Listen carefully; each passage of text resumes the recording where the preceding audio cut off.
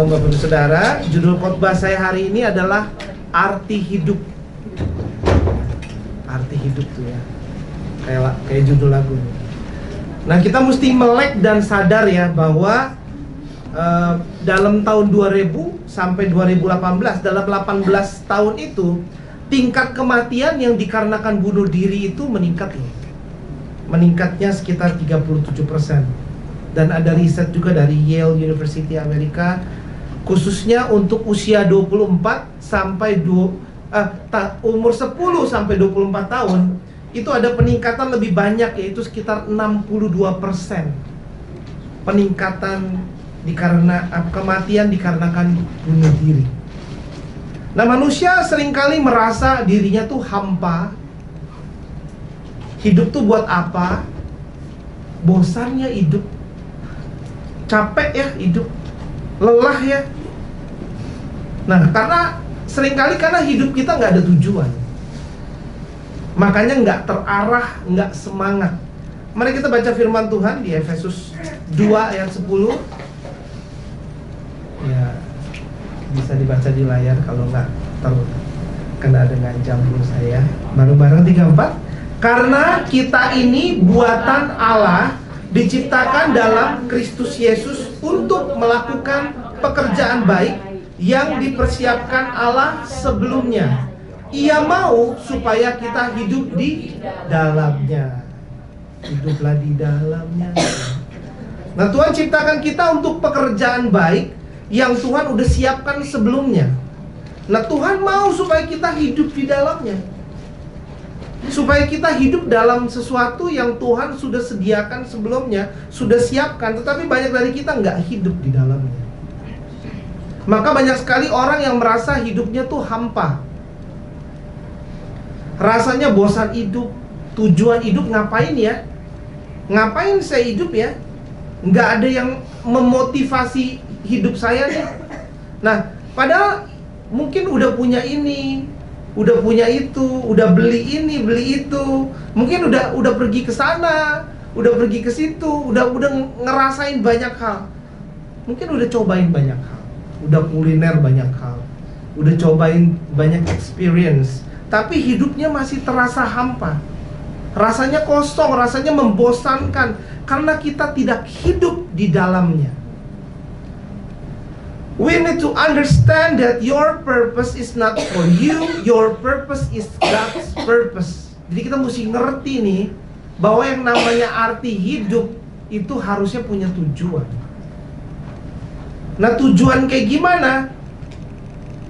Your purpose is not for you, your purpose is God's purpose. Jadi tujuan hidupmu bukanlah mengenai dirimu, impianmu, cita-citamu, harapanmu. Tujuan hidupmu adalah menjadi bagian dari tujuannya Tuhan. Gimana cara kita menyelesaikan atau alasan kenapa saudara diciptakan? Seperti mungkin ketika Daud lari dari kejaran Saul di Psalm 57 verse 2, I cry out to God most high, to God who will fulfill His purpose for me. Saya menangis berseru kepada Allah yang Maha Tinggi, kepada Tuhan yang menyelesaikan tujuannya bagiku. His purpose. Jadi bukannya kita punya purpose, bukan kita punya cita-cita, tapi God's purpose. Karena Daud juga sadar. Bayangkan, kenapa seorang Daud dipilih dari ngangon domba bisa menjadi raja? Karena dia tahu kesehariannya itu adalah fulfill His purpose. Itu hal yang simpel, tapi berapa banyak kalau dalam satu hall, berapa persen yang benar-benar kesehariannya mengerjakan God's purpose. Tapi seringkali kan impian saya, my bucket list, harapan saya punya angan-angan, cita-cita. Tapi kita lalai mengerjakan apa yang menjadi cita-cita atau harapannya Tuhan, atau impiannya Tuhan. Daud nggak sedang mungkin cari apa sih tujuan hidup dia. Dia tuh menyelesaikan tujuan Kristus. Daud menyelesaikan apa yang menjadi satu rancangan Tuhan. Purpose is original intent by a designer who designing, and created you for a purpose outside of yourself. Jadi outside of yourself, namanya purpose itu diciptakan ya sesuai harapan yang nyiptain. Gampang banget. Tujuan adalah satu niatan awal dari desainer yang mendesain saudara dan menciptakan saudara dengan satu tujuan di luar dari dirimu sendiri. Misalnya gini, kalau orang ciptain mangkok, ya kan, mungkin tadi pagi ketemu mangkok tuh ya untuk sarapan. Nah, nggak mungkin kita ciptakan mangkok untuk kepentingan mangkoknya sendiri, itu nggak mungkin. Pasti kita ciptain mangkok itu ya untuk nampung makanan atau kuah sop, ya kan, mulai lapar ya kan, atau yang setengah jadi bubur gitu ya. Nah, sehingga kita bisa jadi makan menggunakan mangkok yang kita ciptakan. Jadi mangkok itu ada untuk hal yang lain, bukan untuk kepentingan itu mangkok sendiri. Kebayang nggak tuh? Iya, nggak mungkin kan nyiptain mangkok lalu mangkoknya itu sibuk liburan, nggak mungkin ya? Nggak mungkin. Kalau nggak mangkoknya mikir ntar gimana ya saya nasibnya besok, nggak mungkin. Pokoknya diciptakan itu mangkok dipakai sama yang nyip. Nah itu konsepnya simpel, udah nih kita satu hati dalam doa, tutup, kelar deh. Nah kayak orang mungkin ciptain handphone, ada yang mungkin di pocket masing-masing ada handphone. Nah orang ciptain handphone itu biasanya untuk komunikasi, atau mungkin komunikasi zaman sekarang pencet-pencet ya, atau mungkin socialize atau pasang alarm. Pokoknya ngelakuin segala sesuatu yang mungkin smartphone banyak banget sih. Mau kompas apa bisa ya, mungkin catat pesan. Nah itu handphone itu diciptakan itu bukan untuk kepentingan tuh handphone, bener, tetapi untuk kepentingan yang nyiptain. Yang nyiptain jual ya, jadinya dia diuntungin. Kita yang punya setelah beli, kita jadi diuntungkan. Orang yang di jarak jauh, bahkan lintas negara kita bisa kontak, kita bisa video call malah.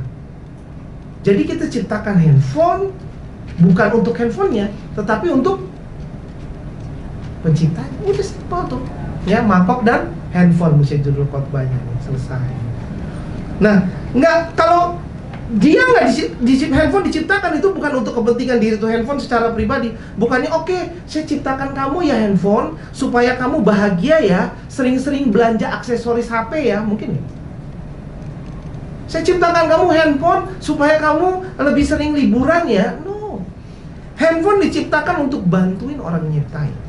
Nah, kita diciptakan Tuhan bagi Tuhan untuk kepentingan Tuhan, bukan untuk kepentingan kita. Jadi jangan karena kita punya mungkin otak kepinteran, akhirnya malah kita jadi kebingungan, mikirnya kejauhan. Padahal simpel banget. Tuhan yang nyiptain ya buat kepentingan Dia. Udah. Jadi harusnya kita hidup itu disibukkan untuk kepentingan Tuhan. Makanya walaupun kita udah lakuin banyak hal, udah nyoba banyak hal, udah ngebeli banyak hal, udah pergi ke banyak tempat, udah beli banyak barang, tapi seringkali banyak orang merasa hidupnya tuh hampa. Karena arti hidup ya harusnya hidup bagi Tuhan. Coba mungkin katakan ke kiri kanan kita, ayo hidup bagi Tuhan. Oh iya, ayo hidup bagi Tuhan. Dalam bahasa Inggrisnya nih, if you don't know something's purpose, you will likely abuse it. Kalau kita nggak tahu tujuan dari sesuatu, maka seringkali kita tuh mungkin salah menggunakannya atau nggak tepat cara makainya. Kalau kita nggak ngerti apa tujuan awalnya segala sesuatu diciptakan dari awal itu ngapain, kemungkinan besar kita akan salah gunain itu barang atau sesuatu itu, mungkin bahkan menghancurkan hal tersebut. Mungkin inilah alasan kenapa banyak orang jadi stres, karena nggak tahu alasan ngapain sih saya hidup. Seperti kayak gini, keponakan saya pernah kasih minyak kayu putih ke dalam handphone termahal pada zaman itu. Handphone mamanya, bukan handphone saya. Untungnya ya kan. Jadi handphone termahal pada zaman itu, dimana semua orang kalau lihat, mau lihat dong kayak gimana, oh kameranya nambah or something gitu ya. Pokoknya mau lihat, mau pinjam, pokoknya seru lah ya.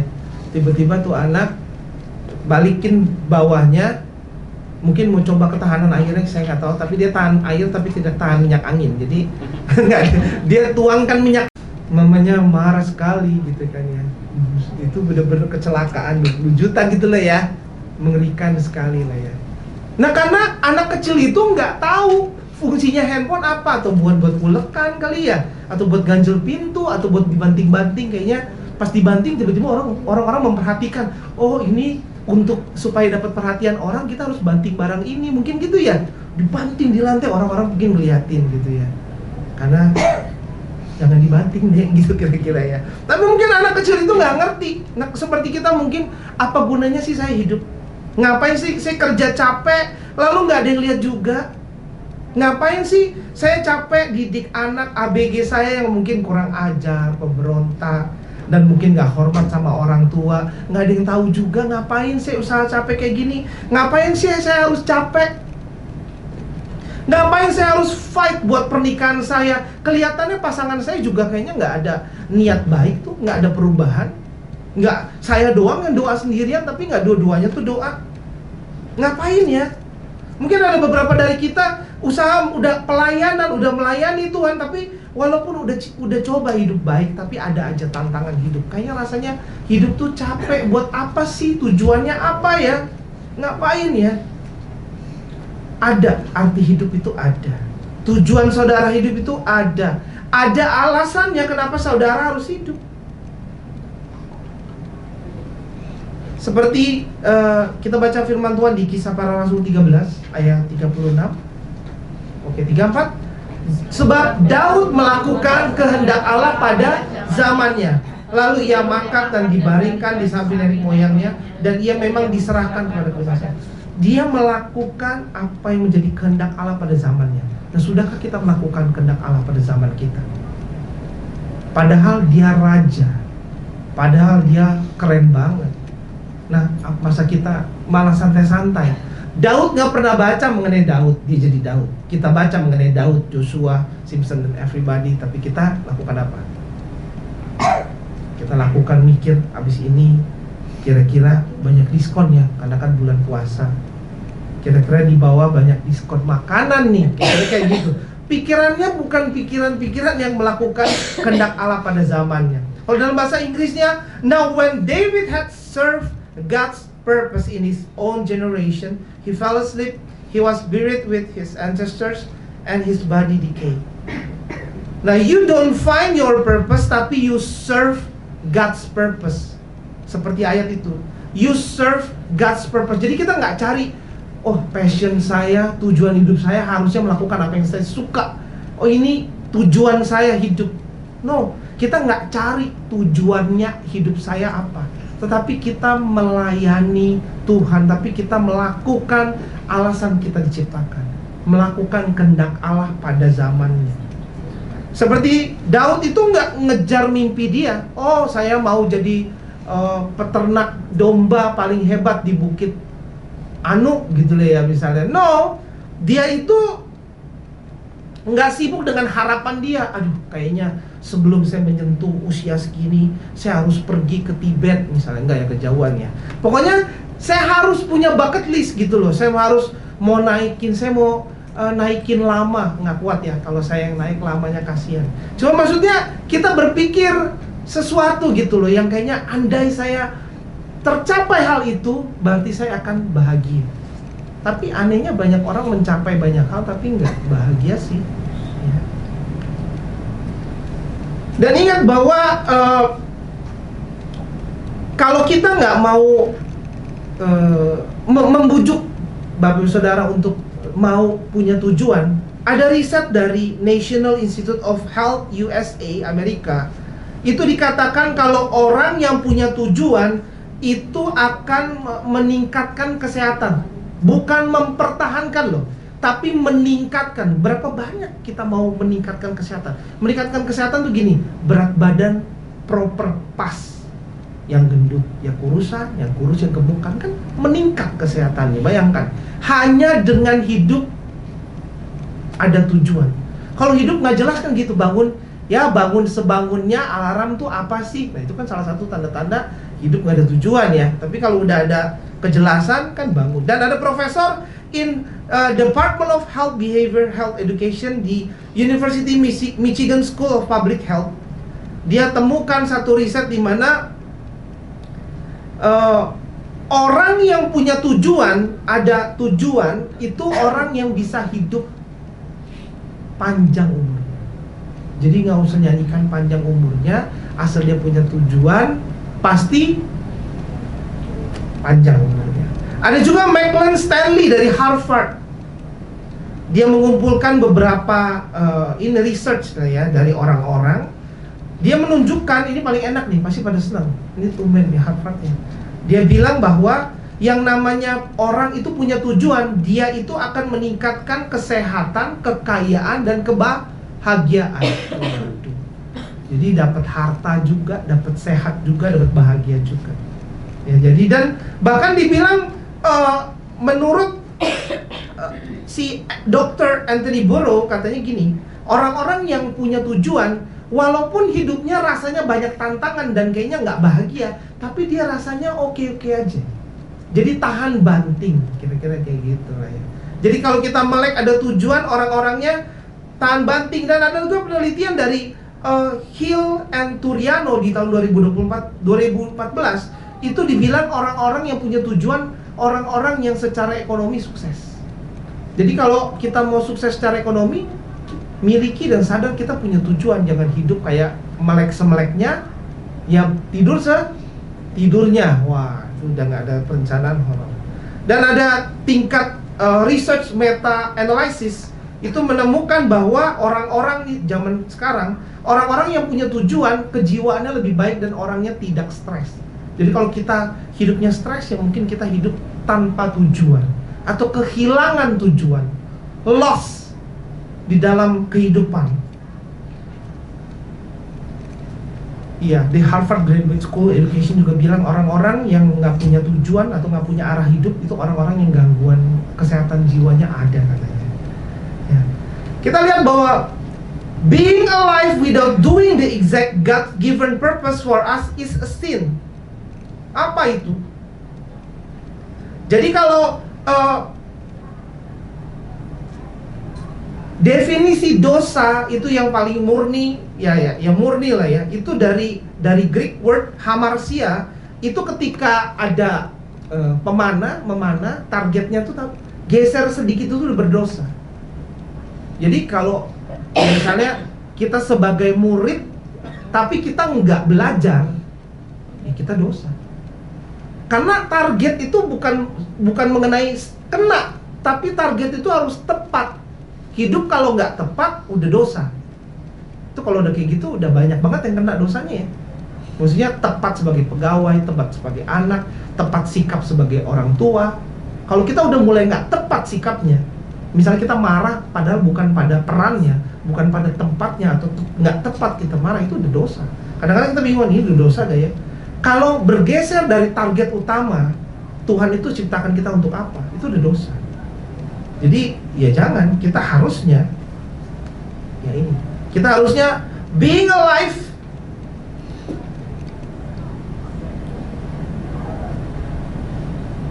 without doing the exact God-given purpose for us is a sin. Jadi kalau kita hidup tapi nggak melakukan apa yang Tuhan suruh, itu dosa.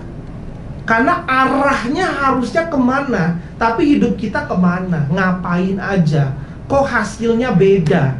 Walaupun udah ibadah tapi nggak ada hasil, berarti targetnya nggak kena. Ini memang itu hal yang perlu dipikirkan, harus kita perbaiki. Akhirnya mungkin hidup sehari-hari kita mungkin kayak coba-coba ya. Oh, kalau saya lakukan ini kok saya happy ya. Oh, kalau saya beli ini kok saya kayaknya senyum ya. Ya mungkin kalau kita lihat ada orang-orang yang mungkin menggantungkan kebahagiaannya melalui popularitas. Tetapi banyak orang yang terkenal tapi hidupnya kayaknya menderita. Tahu ya, kayaknya hidupnya repot, ribet, lelah, capek. Ada juga mungkin orang-orang yang kayaknya secara finansial tuh diberkati, kayaknya ada gitu loh.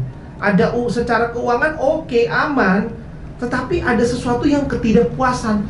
Makin dibeli barangnya nggak tambah senyumnya, dia malah mau beli lagi yang lain. Padahal baru beli sesuatu, tapi dia pikir, oh dia bilang tahun depan bakal keluar lagi. Lalu pikirannya harus selalu pakai yang baru. Karena ada sesuatu lubang yang dia mau coba isi. Hidup kehilangan tujuan ya, itu ya. Kita mesti ngerti bahwa kita itu diciptakan untuk sorga. Jadi kita itu bukan diciptakan untuk fokus hidup di dunia ini. Nah, kalau saudara kembali ke perjanjian lama, ketika Nabi Samuel mencari untuk menahbiskan raja bagi bangsa Israel, Nabi Samuel itu datang ke rumah Ben Jesse dan melihat kepada kakak tertua di keluarga itu, oh, apa yang ini ya, yang ganteng, yang badannya tinggi, yang nilai-nilai sekolahnya bagus, oh, secara militer mantep gitu ya. Ini nih raja nih. Bukan yang itu katanya. Oh, yang sebelahnya, yang ini boleh juga lah. Bukan yang itu juga. Apa yang ini, apa yang itu. Bukan. Satu persatu juga bukan. Akhirnya dikatakan Samuel tidak bisa menemukan yang Tuhan pilih. Kira-kira yang Tuhan pilih kayak gimana? Kira-kira seorang Daud lagi ngapain ketika Samuel mau ngurapi dia untuk menjadi raja yang berikutnya? Yang pasti Daud itu nggak lagi bangun CV atau riwayat hidupnya dengan baik ya. Wah, saya harus sekolah di sini, harus kerja di sini, nanti CV saya bagus. Atau dia lagi branding diri dia supaya terkenal di mana-mana. Atau mungkin dia lagi coba bikin clickbait atau bikin satu video supaya viral. Dia nggak kayak gitu. Mungkin marketing S3 orang bilangnya kayak gitu. Kira-kira apa yang dia lakukan? Daud sedang sibuk bertanggung jawab dengan apa yang dipercayakan, yaitu sedang mengembalakan 2-3 ekor kambing domba. Yang kita kenalnya ya. Dalam ayat firman Tuhan di Psalm 78 verse 70, dipilihnya Daud hambanya, diambilnya dia dari antara kandang-kandang kambing domba. Bayangin tuh, yang lain udah berdiri, cakep, mandi, udah wangi, lalu nggak ada, bukan yang ini. Dicari di mana? Diambilnya dia dari antara kandang-kandang. Tapi dia lagi sibuk kerjain apa yang disuruh. Nah, berapa banyak kita kalau disuruh susah ya? Kalau pemerintah kasih peraturan baru, banyakan mungkin 70% nggak setuju gitu kan ya. Pokoknya apapun itu yang disuruh, seringkali banyak orang memberontak ya. Misalnya pengalaman orang tua, kamu nanti tidur jam segini ya. Anehnya dia nggak tidur jam segitu gitu kan ya. Kan itu kadang-kadang orang ada kecenderungan kayak gitu. Mungkin dunia coba ngajarin kita untuk harus update post setiap hari supaya viral katanya, supaya ada traffic, algoritmnya akan lebih sering lagi orang berkunjung. Tapi itu pakai cara dunia. Tapi seringkali kita nggak melakukan apa yang harus dilakukan. 2-3 ekor kambing domba di tangan kita ngelakukan, kita sibuk ngelakuin apa yang mungkin apa tips dunia. Tapi kita datang ibadah, tapi pulang kita pakai tips dunia. Makanya nggak ketemu. Makanya bergeser dari sasaran. Tuhan percayakan kita banyak hal, tapi kita malah mungkin nggak datang ibadah, kita nggak datang doa tengah minggu. Kita sibuk mungkin strategi untuk bisa bikin viral. Padahal kalau kita udah viral, memangnya hidup kita udah siap jadi contoh dan teladan. Padahal kita pikir gitu, maunya rame, maunya viral, maunya kaya. Kalau udah kaya memang kita banyak berbagi kah? Apa kita mau membangun kegerakan Tuhan kah? Kadang-kadang kita pengen banyak hal, tapi kita belum siap jadi contoh teladan, malah jadi batu sandungan. Maka kita harus kerjakan apa yang Tuhan percayakan dengan setia, sehingga Tuhan bisa proses kita, bisa bentuk kita. Di Psalm 78 verse 70, dipilihnya Daud hambanya, diambilnya dia dari antara kandang-kandang kambing domba, dari tempat domba-domba yang menyusui, didatangkannya dia untuk menggembalakan Yakub umatnya dan Israel miliknya sendiri. Jadi Daud itu nggak sibuk cari jabatan, ya. Dia nggak sibuk cari kesempatan, tapi Daud setia dengan yang dipercayakan. Berapa banyak dari kita anak-anak Tuhan mungkin ya karena sosial media kita malah iri, ya kan? Kita ngelihat, akhirnya kita mau banyak hal yang orang lain lakukan, tapi justru karena kita scrolling sosial media, itu malahan kita nggak serius melakukan apa yang ada di tangan kita. Kita sibuk ngeliatin apa yang ada di tangan orang lain. Yang di tangan kita nggak lakukan. Kita ingat pada saat raksasa Goliat itu menantang bangsa Israel, dan Daud itu muncul dan mengalahkan Goliat. Itu kira-kira dia lagi ngapain? Ya, Daud itu bukan tentara yang berotot, bukan tentara yang terlatih. Ya, Daud itu bukan, ya pribadi kalau zaman sekarang centang biru dengan mungkin 1 juta followers. Bukan kayak gitu. Dan Daud itu bukan pebisnis yang terkaya pada zaman itu. Daud hanyalah seorang remaja, ABG. Jadi jangan remehkan anak-anak kita ya. ABG, remaja yang sedang bawain bekal makan siang atau lunchbox untuk brothernya, untuk saudaranya. Dan berapa banyak dari kita kadang-kadang dipercayakan hal kecil tapi kita nggak setia melakukannya, kita nggak semangat. Daud adalah seorang anak muda yang setia melakukan apa yang dipercayakan kepadanya. Nah, kita juga ada banyak ya, seperti Tuhan ketika dia bilang, jadikanlah semua bangsa muridku. Itu perintah Tuhan, pesan Tuhan terakhir ketika dia mau naik ke sorga, terangkat ke sorga. Jadikanlah semua bangsa muridku. Kalau dalam bahasa asli itu ditujukan kepada semua orang. Kira-kira apakah kita sudah melakukan hal itu? Padahal dalam dunia kerja kita punya kesempatan ketemu sama banyak orang. Padahal dalam keseharian kita ketemu banyak orang. Bahkan kalau kita pesan ojek online, kita setiap hari bisa ketemu mungkin 2 orang baru, 2 ojek online. Tapi apa yang kita lakukan? Kadang-kadang kita punya kesempatannya, tapi kita sudah terlalu lelah dengan hal-hal lain. Kenapa seringkali kita merasa kosong, hampa? Karena memang harusnya ada sesuatu yang harus kita lakukan, tapi kita nggak lakukan. Harusnya kita kerjakan, tapi kita nggak kerjakan. Tujuan hidup kita bukan cuma nonton drama seri, nungguin kira-kira kalau udah abis di cancel culture, mungkin dia nongol lagi gak ya 6 bulan lagi gitu. Kalau enggak, episode yang terbaru lagi mau dibikin lagi, katanya 4 bulan lagi bakal nongol. Kadang-kadang kita kayak begitu tahu, padahal hidup kita bukan untuk itu. Tujuan hidup kita bukan untuk nyimpan uang atau investasikan uang. Tujuan hidup kita bukan cuma buat terkenal atau mungkin naik ke satu posisi jabatan yang penuh kuasa. Padahal kalau kita udah ada jabatannya, kita lakukan apa dengan jabatan itu?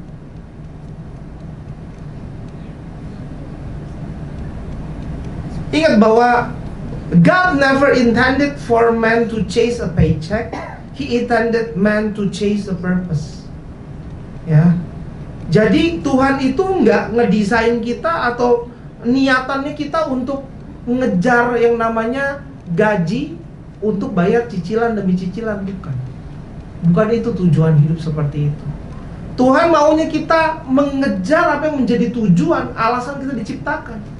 Jadi dikejar tujuannya, bukan dikejar supaya bayar cicilan. Kadang-kadang kita soalnya kalau dalam dunia kerja kita bisa excited, tapi dalam ketuhanan kita seringkali agak lebih santai. Dan itu ingat bahwa tujuan Kristus di dalam kita itu jauh lebih besar daripada cuma sebuah karir. Karena karir mungkin 30-40 tahun paling banyak untuk satu spot, tapi lambat laun itu akan nggak ada. Tetapi panggilan atau tujuan Kristus itu untuk selamanya. Tapi seringkali kita mengerjakan yang salah.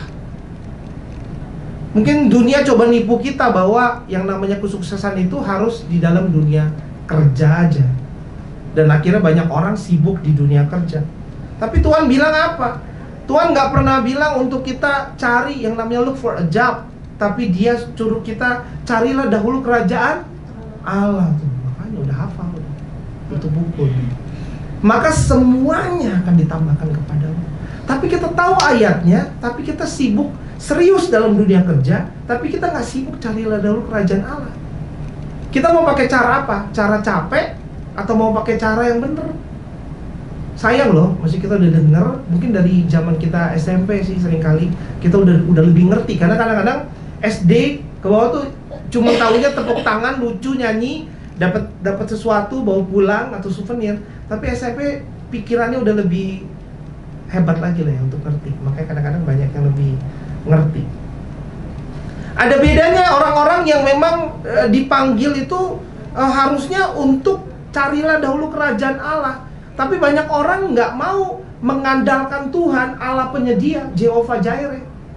Dia maunya gimana? Kalau saya kerja pasti nanti bentar lagi dapat THR. Apa ada jaminan semua pasti dapat THR? Ada banyak perusahaan yang justru mendekati THR, mereka mem-PHK-kan karyawannya. Betul apa betul? Lihat berita banyak. Ya iya, kalau jadi pengusaha enaknya PHK-nya atau mempilotkan perusahaan kapan? Ya sebelum THR tuh kan langsung senyum. Para calon pengusaha langsung ngerti ya langsung. Karena kalau 1.500 karyawan dikasih THR, abis itu baru bangkrut 2 bulan kemudian, menohok. kenyang.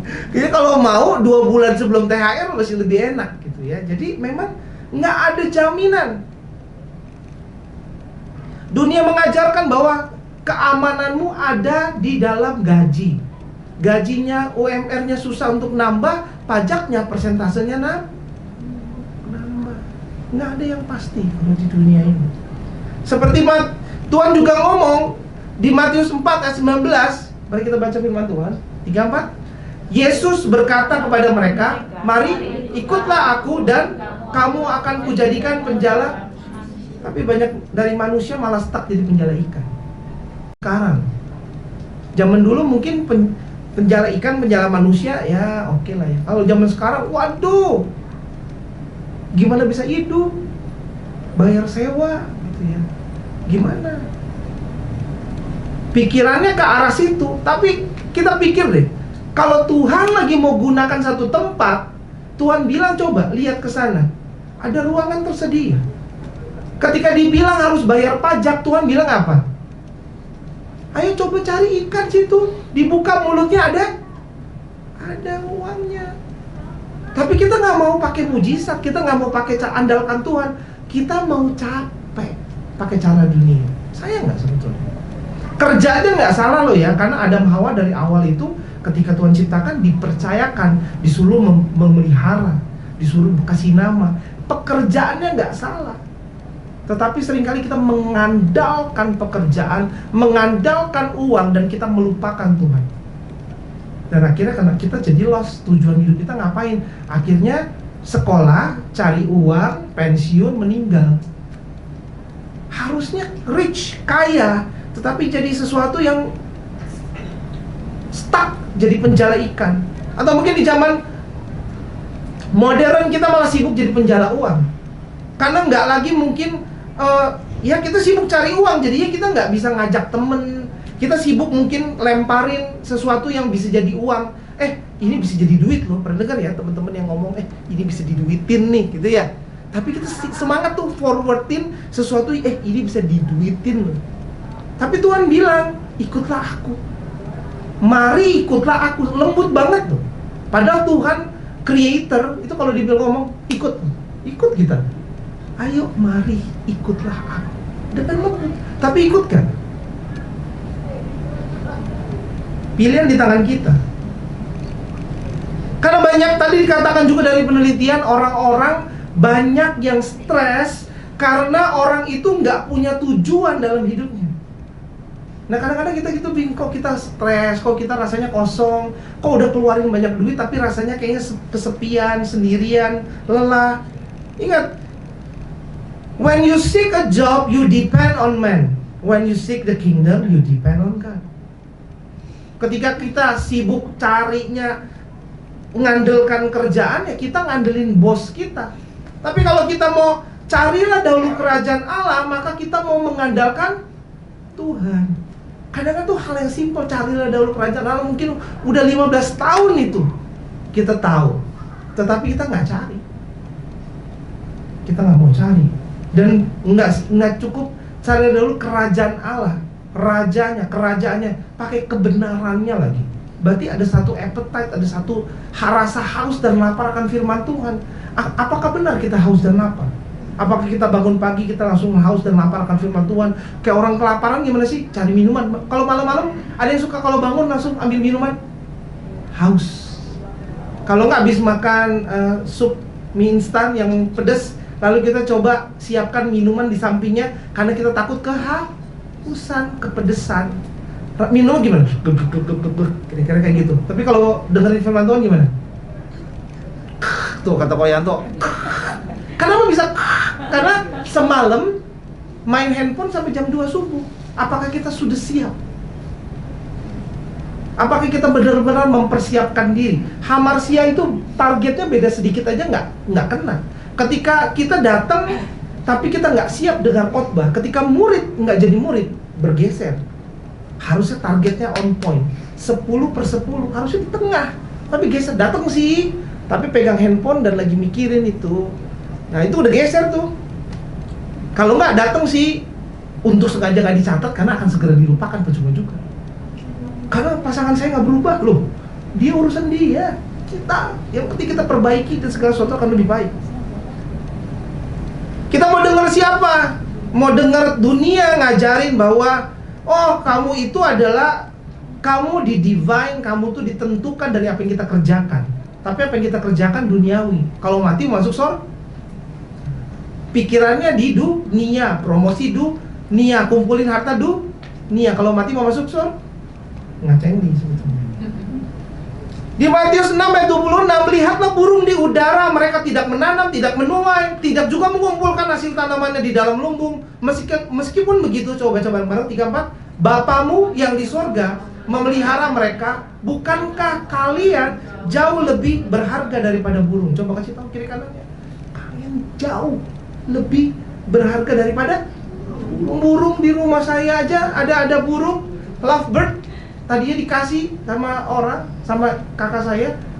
Dia mah enak banget hidupnya, bebas terbang kemanapun dia pergi, pulang kapanpun dia boleh pulang. Indah kan?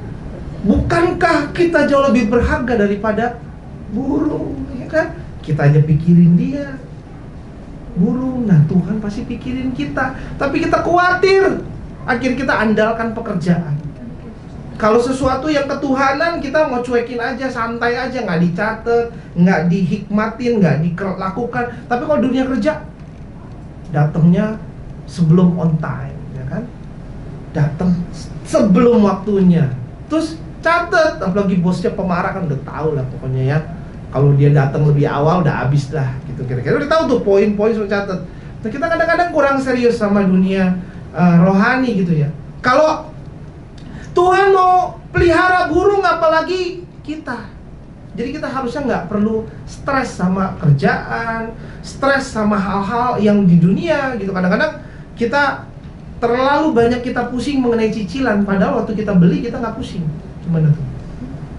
Kita stres mengenai cicilan, tapi ketika kita beli, mestinya pusing di depan, jangan di belakang.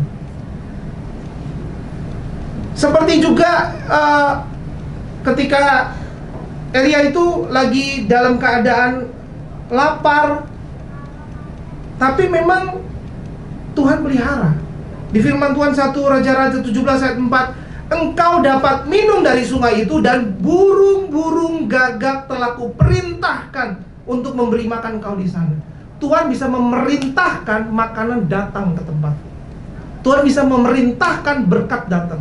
Tapi berapa banyak dari kita hidupnya mau sembrono, tapi itu Senin sampai Jumat kerja yang benar, bangun yang pagi, bahkan pakai cara dunia oke, kerja keras is oke, tapi kan kerja dan berdoa. Tapi doa orang benar jika dengan yakin didoakan, maka besar kuasanya. Kalau benar orangnya, kalau berdoa. Jadi memang burung-burung gagak bisa diperintahkan untuk memberi makan. Jadi kita nggak perlu khawatir makanan gimana, uang sekolah anak gimana gitu ya. Bisa diperintahkan untuk masuk ke rekening kita. Langsung aminnya kencang ini, luar biasa. Ya amin, benar. Mendadak dari sini sih. Ingat, ada makanan diperintahkan itu khusus bagi yang jalanin misi Tuhan, benar nggak? Itu si Elia. Kalau kita, nah maksud gini, minimal kita mirip-miripin ke Elia supaya tuh burung datang, kira-kira gitulah ya.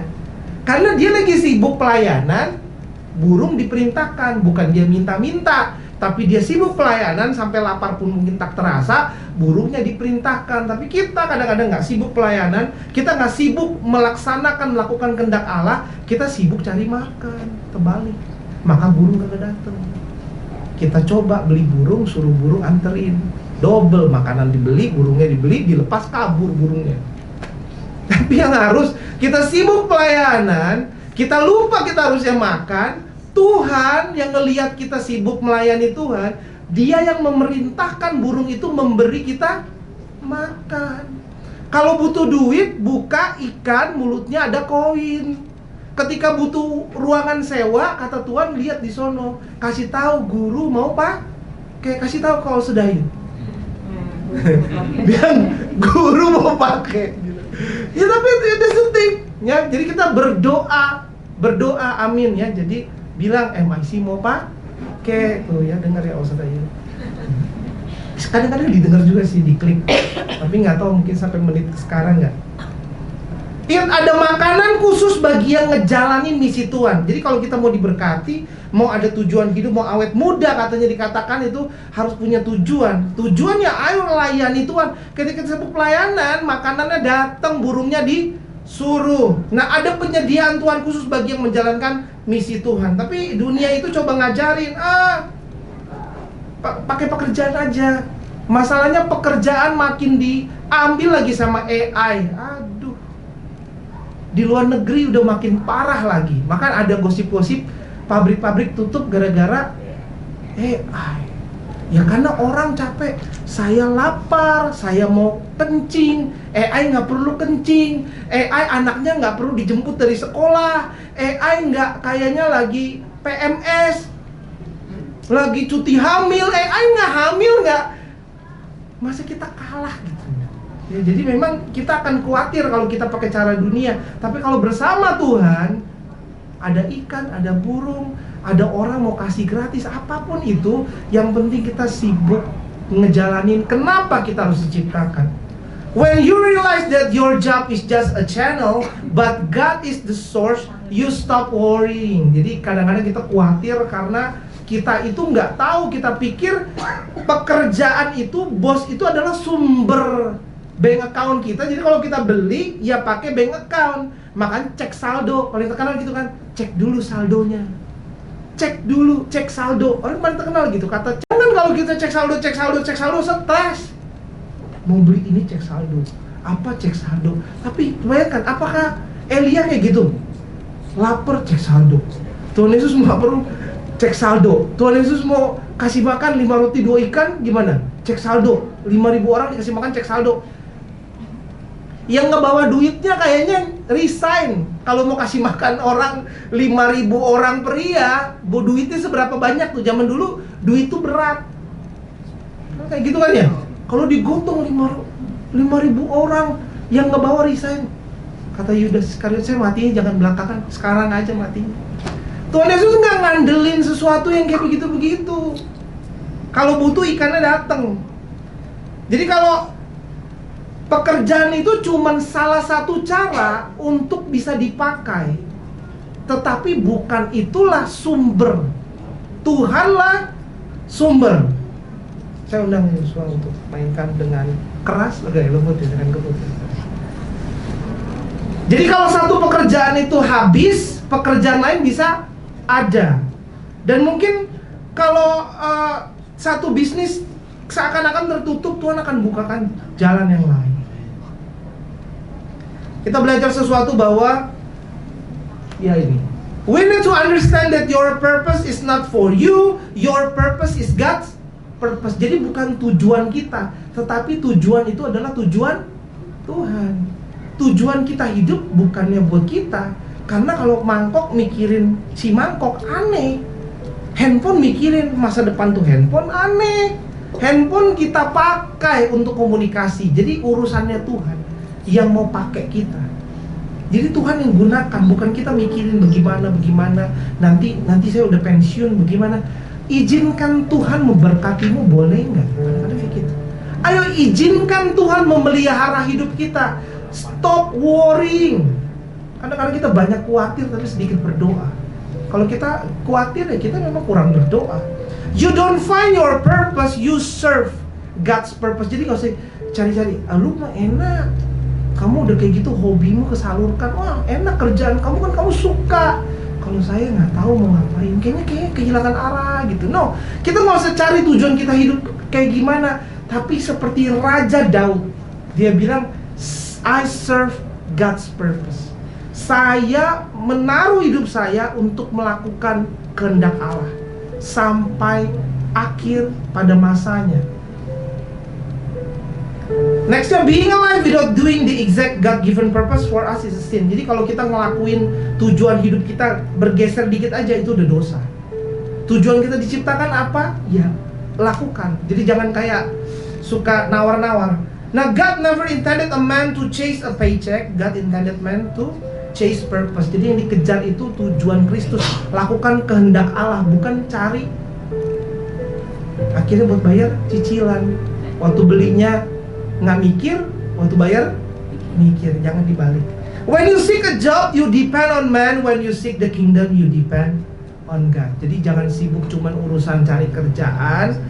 Harusnya carilah dahulu kerajaan Allah. Maka semuanya, dari jodoh, rumah, uang, tabungan, masa depan, semuanya akan ditambahkan kepadamu. Amin.